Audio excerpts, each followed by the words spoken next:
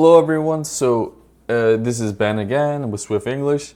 So I just wanted to briefly take a look at the writing rubric to go over this with you guys. So I know they can get a little bit wordy or verbose, so I just want to break this down really quickly so you guys have a general understanding of what's going on here and a much better understanding overall. Okay. So as you know, TOEFL writing just comprises of two sections. So task one was the integrated, where you have an article, a text, and you got to take notes on that about some kind of academic topic. And then, the professor responds to that, and you do need to take listening notes there. And then you integrate both sources of information to come up with your response in the 20 minutes allotted time. So here, if you do receive a 5 score, which could potentially later on be converted to a 30, assuming you do well in task 2 writing, academic discussion. So this means you did an excellent job.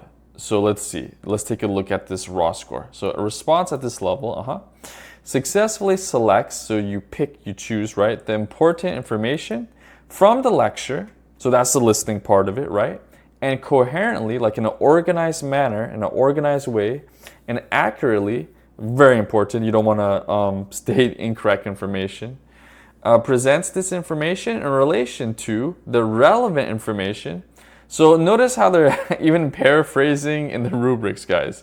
Important information from the lecture, but this time, a relevant information. It also means important. They're just playing with words.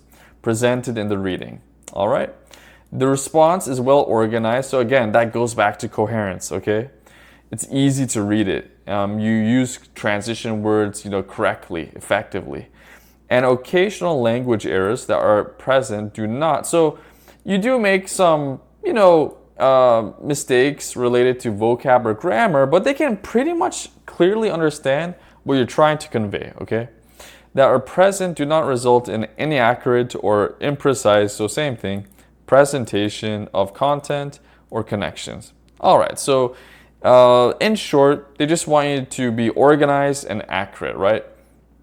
When you look at score 4, a response at this level is generally good. So generally, it's okay, for the most part, it's mostly good in selecting the important information from the lecture and in coherently and accurately presenting this information in relation to the relevant information in the reading. So okay, same thing, right?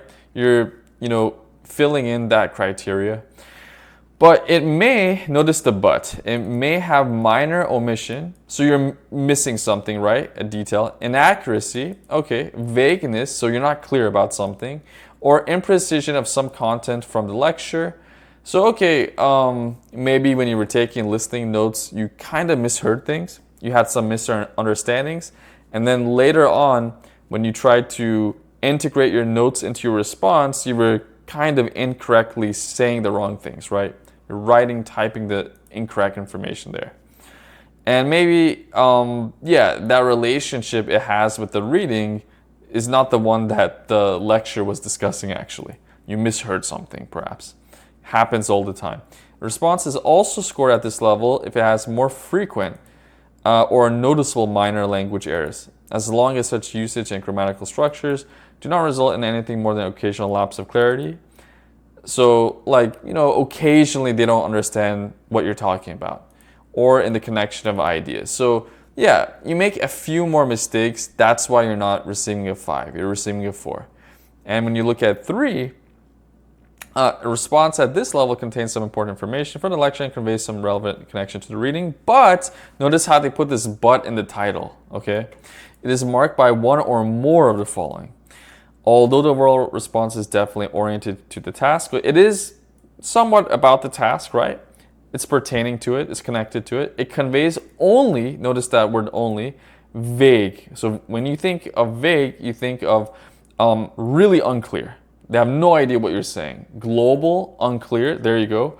Or somewhat imprecise connection of the points made in the lecture to points made in the reading. So the relationship is probably incorrect. The information you're stating is inaccurate. It just doesn't make sense. So you're gonna lose, a lot of points here, and that's gonna knock you to a raw score of 3, clearly. What's another problem? Yeah, so you may omit, you may be missing some major key point made in a lecture. It wasn't a minor point. It was something really important. Maybe it was an example about some kind of topic, but you just didn't have it. So yeah, you're gonna lose points. Some key points made in a lecture, reading, or connections between the two may be incomplete, inaccurate, and imprecise. Well, we already talked about that when we were talking about the 4 score, right? Errors of usage and or grammar may be more frequent or may result. So that's the key phrase right there and the key word, more frequent. So you're doing this more than you would in a level 4 response, okay? That's why they knock you down to a 3 score. And here they say, or may result in, right, noticeably vague, again, unclear expressions or obscured meaning. So they have no idea what you're talking about in conveying ideas and connections. Now, of course, it gets worse from here. Like with 2, you could see it's pretty much the same thing, but they're just making more of these mistakes. And when you look at 1, it's even worse, right? So again, just making tons of mistakes all over the place. Now 0, usually this is very unusual. So a response at this level merely copies. Merely here means like just, it just copies. It only copies sentences from the reading. So that's bad. You're not paraphrasing at all. You're just copy pasting information when you're explaining the relationship, the connection between the reading and listening information. And rejects the topic. So it's not even about the topic. I don't know why. Maybe you misunderstood something. You misheard something in the lecture and you just thought they were referring to some other kind of topic, right? Or is otherwise not connected to the topic, is written in a foreign language. Well, this one's unusual, but hey, you never know, it could happen. Consists of keystroke characters. So maybe you put like an asterisk or some kind of keyboard character that is not supposed to be there, right? It just doesn't make sense. Or is blank. You just didn't even respond at all. Clearly that would be a 0. Okay, so let's take a quick look at the second rubric, TOEFL IBT writing for an academic discussion rubric, right? So a fully successful response. So in some aspects, it's similar to the first rubric. So a typical response that meets the criteria of a 5, right? Contains what? It displays relevant and well-elaborated explanations. So relevant, again, important, significant points, right? Well-elaborated means like well-explained, basically. Exemplifications are basically your examples and details, right? Effective use of a variety of syntactic structures. So you're using basically different sentence types. Those have transition words in them. Those that are just regular sentences. Those maybe that are referring to pronouns. Those that are complex sentences. Those that have conjunctions. So all kinds of information. And precise idiomatic word choice. So precise idiomatic word choice, here they're not necessarily referring to you using the right or wrong words, but more, are you also able to use the right combination of words, right? This adjective and this verb go together, right? This adverb and this verb go together. They sound natural. Remember that example I mentioned? I believe it was in TOEFL speaking. I don't remember, but it was a few lessons ago, I believe, where if you say in English, "Hey Sarah, I'm gonna take a fast shower." So as a native English speaker, I can understand everything you're trying to say. It's perfectly clear, but it just sounds strange to me because in English, we usually say, quick shower, not fast shower. On the other hand, if you're, referring to food, you don't say like, "I'm in the mood for some quick food today." Quick food, huh? What? Maybe the person might understand what you mean, but it's just gonna sound strange because it's not natural. It's not a collocation. So if you wanna, eat a slice of pizza or have a burger or something, we would refer to them as fast food, right? So that's the point here. You want to use the right combination of words. And almost no lexical, again, that's related to vocabulary or grammatical errors, other than those expected from a competent writer writing under time conditions. Okay. And they kind of mention a few of them. For example, e.g., common typos or common misspellings or substitutions like there. So that's kind of a psychological blunder. You shouldn't make it, but natives do it too sometimes. So just be careful of that. Or like it's and it's, right? There's two different kinds of it's. One that has a contraction, the other one doesn't, but you use the wrong one in the wrong situation kind of thing. So 4 score, generally successful response. So like for the most part, it's pretty good, right? It's mostly accurate. And again, you have most of the important points, examples, and details there. For the most part, you're using all kinds of sentences and vocabulary, and you make few of those mistakes, right? Involving vocab and grammar. A 3 score, well, again, the key word here is partially successful response, right?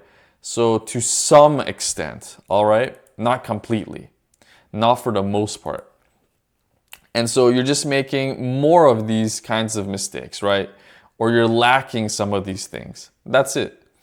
And mostly unsuccessful response, so you're getting kind of close to failure here.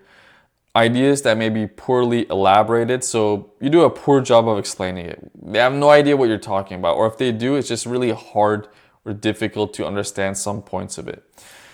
Or partially relevant, so you don't focus on the big picture here. Like, what were those main ideas they discussed, right? The main topics.